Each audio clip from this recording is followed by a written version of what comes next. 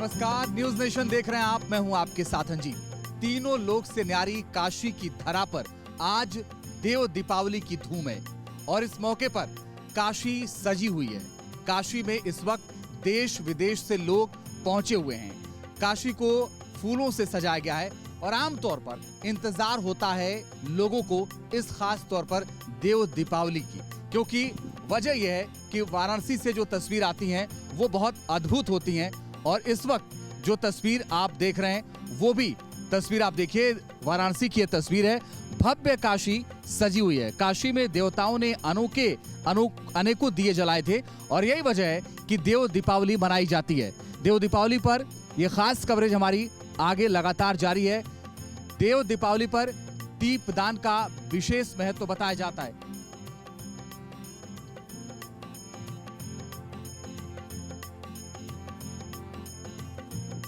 तो इसी देव दीपावली को खास तौर पर और कैसे बेहतर बनाते हैं लोग और क्यों इंतजार होता है, इसी पर बात करने के लिए मेरे साथ स्टूडियो में मौजूद हैं अमिताभ शुक्ला जी, सूत्रधार हैं पंचमुखी सुंदरकांड के। बहुत बहुत स्वागत है सर आपका। दीपा जोशी जी मेरे साथ हैं, वो भी सूत्रधार हैं पंचमुखी सुंदरकांड की। आपका भी बहुत बहुत स्वागत है न्यूज नेशन पर। आप दोनों से हम चर्चा करेंगे और ये जानने की कोशिश करेंगे कि आपकी नजर में वाराणसी क्यों खास है और देव दीपावली का इंतजार क्यों सबसे ज्यादा रहता है, क्योंकि कहा यह जाता है कि इस मौके का इंतजार सबको रहता है। पहले एक रिपोर्ट आपको दिखाते हैं। इस रिपोर्ट के जरिए आप समझिए कि आखिर यहाँ गंगा का अर्धचंद्राकार किनारा दैवीय आभा से क्यों दमक उठता है। गंगा के घाटों पर जब 12 लाख दिए जलाए जाएंगे तो कैसी होगी वहां की रोशनी, जिससे यहाँ का माहौल देवलोक जैसा हो जाता है। देव दीपावली के मौके पर काशी में भक्तों की भारी भीड़ उमड़ी हुई है। देव दीपावली पर गंगा के घाटों की न सिर्फ छठा अलौकिक होगी बल्कि अलग अलग स्थानों पर तमाम कार्यक्रम भी आकर्षण का केंद्र होंगे। पहले तस्वीर वहां की दिखा दें, फिर चर्चा को आगे बढ़ाएंगे।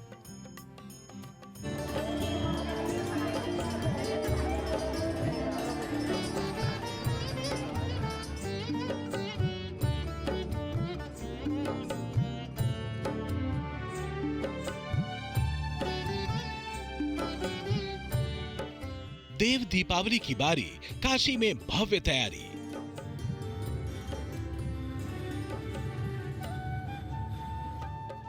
काशी में देव दीपावली 12 लाख दिए वाली।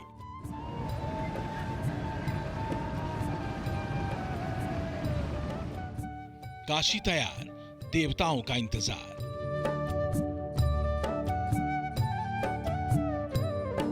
देव दीपावली के मौके पर काशी जो अविनाशी है वो किसी दुल्हन की तरह सजकर तैयार है। गंगा के घाटों पर रौनक है। फूलों से सजा नीलकंठ का दरबार है। देव दीपावली के दिन जहां एक ओर काशी दीपों से रोशन है तो वहीं सुबह गंगा घाट पर मंगला आरती हुई। ये तस्वीर है बनारस के गंगा घाट की और दशाश्वमेध घाट है जहां पर इस वक्त गंगा आरती चल रही है। इस आरती को देखकर यहाँ की पवित्रता और इसकी दिव्यता को आप महसूस कर सकते हैं कि गंगा आरती हर रोज यहाँ पर होती है और हर रोज हजारों की तादाद में लोग इस गंगा आरती को देखने यहाँ पर पहुँचते हैं दशाश्वमेध घाट पर। बनारस में आज देव दीपावली को देखने लाखों लोग भोलेनाथ की नगरी पहुँच चुके हैं। इस मौके पर गंगा में लाखों लोगों ने डुबकी भी लगाई। मैं दशाश्वमेध घाट पर हूँ और आप देख सकते हैं कि बड़ी तादाद में जो श्रद्धालु महिलाएं हैं और पुरुष भी वो यहाँ पर गंगा में स्नान करने के लिए पहुँचे हुए हैं। हालांकि ये मान्यता है कि आज के दिन गंगा में स्नान करना काफ़ी शुभ होता है, लेकिन अगर हम देव दीपावली की बात करें तो देखा जाए तो देव दीपावली बनारस की एक पुरानी परंपरा है। चूँकि इसको लेकर एक धार्मिक मान्यता है कि इस दिन देवताओं की दिवाली होती है और देवता यहाँ प्रकट होकर यहाँ पर अपनी दीपावली मनाते हैं और ये परंपरा बनारस में पिछले कई सालों से, कई दशकों से चली आ रही है। काशी में इस बार कार्तिक पूर्णिमा के दिन 8 नवंबर को चंद्र ग्रहण की वजह से देव दीपावली 7 नवंबर को ही मनाई जा रही है। इतना ही नहीं, इस बार की देव दीपावली इसलिए भी खास होने जा रही है क्योंकि कोविड के बाद पूरी तरह से मिली छूट के साथ देव दीपावली मनाई जा रही है। उत्तर प्रदेश के मुख्यमंत्री योगी आदित्यनाथ ने खुद काशी पहुंचकर तैयारियों का जायजा लिया।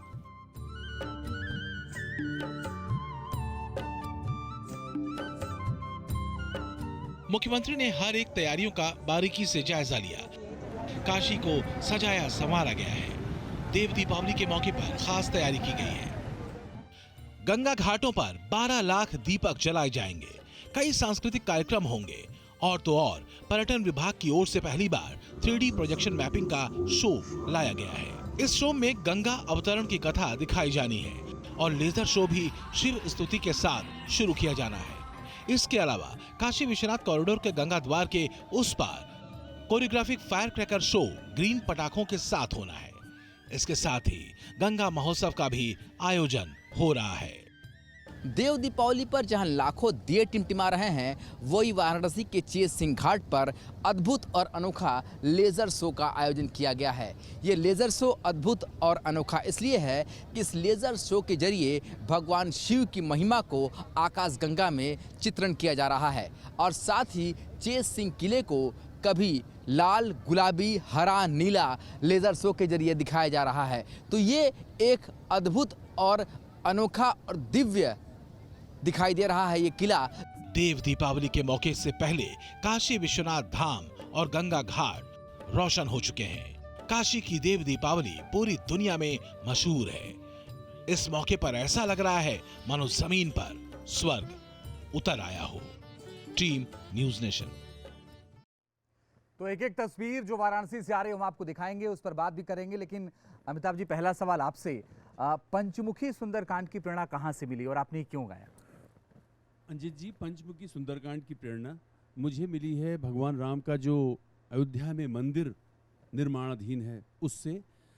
भगवान राम के परम भक्त थे हनुमान जी और हमने सोचा कि लोगों ने अनेक तरीके से योगदान दिया है, किसी ने धन दिया है, किसी ने श्रम दिया है, किसी ने कुछ दिया है।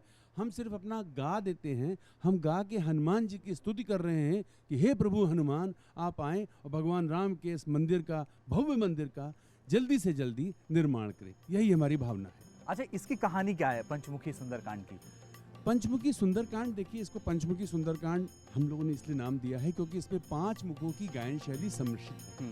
हमारे चीफ जो म्यूजिक डायरेक्टर हैं रविंद्र खासनिस जी, आकाशवाणी के बहुत बड़े प्रोग्राम डायरेक्टर हैं वो। अर्चना खासनिस आकाशवाणी की ग्रेड ए सिंगर हैं। दीपा जोशी जी बहुत चर्चित गायक हैं, यूट्यूब पे अपना चैनल है इनका। हमारे एक और साथी हैं संजीव विल्सन जी, वो फिल्म जगत से जुड़े हुए हैं, उन्होंने भी हमारे साथ गाया है। और हम 5 अलग अलग शैलियां हैं इसके अंदर गायन की, संगीत की, इसलिए इसका नाम हमने पंचमुखी, 5 मुखों से आने वाली शक्ति, पंचमुखी सुंदरकांड। बहुत शानदार तरीके से आपने समझाया। दीपा, जब आपके पास ये आया होगा कि आप लोगों को पंचमुखी सुंदरकांड गाना है, तो आपने इसके पहले भी बहुत सारे गाने गाए होंगे भक्ति से रिलेटेड, तो बाकी से ये अलग कैसे था आपके लिए? बाकी से अलग ये ऐसे था कि मैं और गाने बॉलीवुड के, जैसा कि अभी अमिताभ जी ने बताया कि गज़लें भी गाती हूँ, भजन भी गाती हूँ और भी चीज़ गाती हूँ, बट सुंदरकांड का एक्सपीरियंस, जो एक अनुभव मेरे लिए था, वो बिल्कुल ही नया था। हम सुनते तो थे, पढ़ते तो थे, पर इससे जुड़कर और इस सुंदरकांड को, और ख़ासतौर से पंचमुखी सुंदरकांड को अमिताभ जी ने मुझे मौका दिया, तो मैं उनकी भी शुक्रगुजार हूँ कि उन्होंने अपने इस प्रोजेक्ट में मुझे लिया। और सभी लोग बहुत ही गुणी हैं जो इससे जुड़े हैं।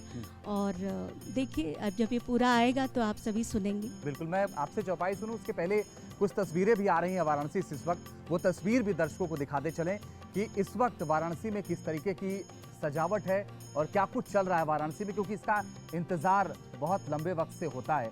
और ये देखिए तस्वीरें, ये यहाँ पर जो लाइटों की सजावट है वो बहुत शानदार है और लोग यहाँ पर इंतज़ार करते हैं, खासतौर पर देश विदेश से लोग भी यहाँ आते हैं इस खास मौके पर और इंतज़ार रहता है देव दीपावली का। ये जो तस्वीर आप देख रहे हैं, आमतौर पर काशी को भव्य हमने सुना है, सोचा है, आप क्या सोचते हैं इसको लेकर के? देखिए, काशी भगवान शिव की नगरी है और शिव सत्यम शिवम सुंदरम, तो शिव से तो सुंदर कुछ है नहीं, तो शिव की नगरी तो सुंदर है ही। चौपाई भी एक मैं आपको गा के सुनाता हूँ।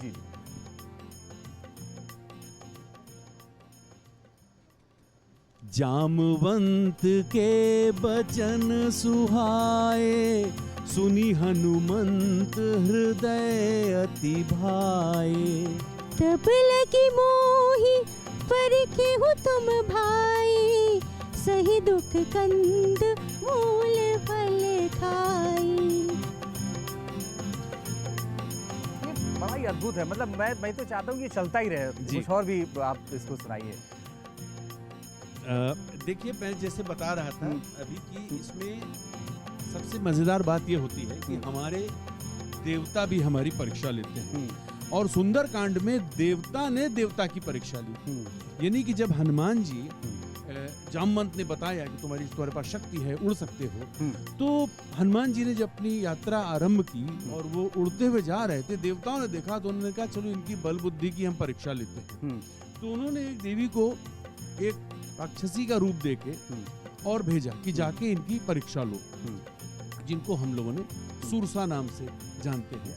तो उसको मैं अगर गा के बताऊं आपको तो उसमें ऐसे है,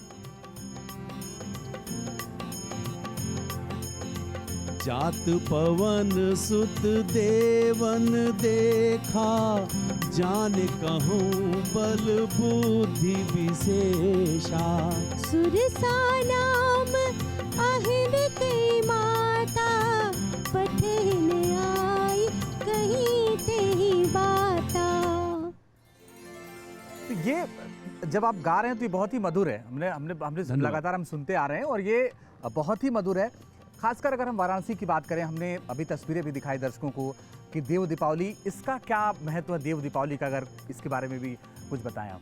देखिए, देव दीपावली जैसा हम सब जानते हैं कि भगवान शिव ने त्रिपुरासुर का वध किया था और उस खुशी को मनाने के लिए देवताओं ने देव दीपावली का आयोजन किया और वो काशी में देवता देव दीपावली, यानी कि हमारे मनुष्यों की दीपावली एक हफ्ते पहले 10 दिन पहले हुई है, ये देवताओं की दीपावली है। और आज जो अलौकिक दर्शन है काशी में, वो सिर्फ देवताओं की दीपावली में संभव है। सौभाग्यशाली वो लोग हैं जो इसमें वहाँ खड़े हैं, जो देख रहे हैं इसको। मैं बिल्कुल भी समय नहीं खराब करना चाहता हूँ, क्योंकि इतनी मधुर आवाज़ है और इतना अच्छा गा रहे हैं आप चौपाई, तो मैं ये चाहता हूँ कि एक बार फिर से उसको हम आगे बढ़ते हैं चौपाई को और कुछ और चौपाई सुनाते हैं, क्योंकि दर्शकों को भी लग रहा होगा इतना अच्छा गा रहे हैं, ये चलता ही रहे। धन्यवाद। अब देखिए, हनुमान जी आगे चलते हैं, सुरसा से वो आगे निकल जाते हैं, सुरसा उनको आशीर्वाद देती है। उसके बाद उनको एक निशाचरी मिलती है। निशाचरी जो थी वो ऊपर आकाश में उड़ते हुए पक्षियों की परछाई देख के और उनकी परछाई पकड़ के वो उनको खाती थी। तो वो उसके बारे में बताया गया है कुछ ऐसे, निश्चरी एक सिंधु महु रहाई, करी माया न भूके खग गई। जीव जंतु जे गगन उड़ाही, जल बिलो के तिल के परछाई। तो ये आज आइए, मैं आपसे आगे और भी सुनूंगा, लेकिन कुछ तस्वीरें भी आ रही हैं वाराणसी से देव दीपावली के इस खास मौके पर। जैसा कि सर ने भी कहा कि ये देवों की दीपावली है और अब से 10 दिन पहले जो दिवाली थी, जो हमने 24 तारीख को मनाया था, वो हम लोगों की दिवाली थी, लेकिन ये देवों की दीपावली है। और देव दीपावली पर ये जो खास तस्वीर आप देख रहे हैं, ये बहुत ही अद्भुत है, बहुत ही अलौकिक है। कहते हैं कि देवता भी यहाँ आ जाते हैं।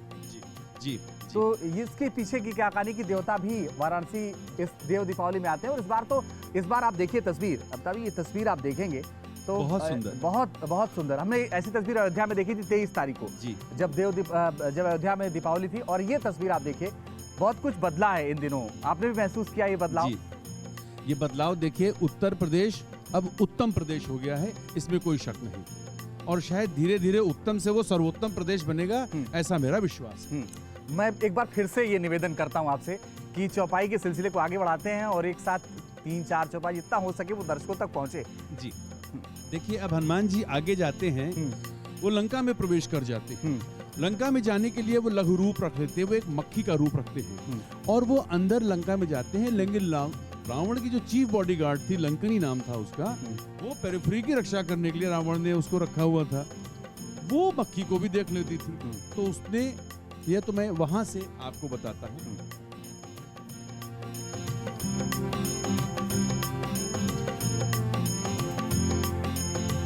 मसक समान रूप कपि धरी, लंकेहु चलई सुमिर नरहरि। नाम लंकनी एक निशाचरी, सो कह चले से मोहि निंदरी। हनुमान जी लंकनी को परास्त करके आगे बढ़ते हैं और वो लंका में प्रवेश करते हैं। लेकिन वो आए हैं माता सीता को खोजने। अब उनके दिमाग में ये प्रश्न होता है और तुलसीदास जी ने कहा है, जिसको उस तरीके से मैं आपको बताता हूं।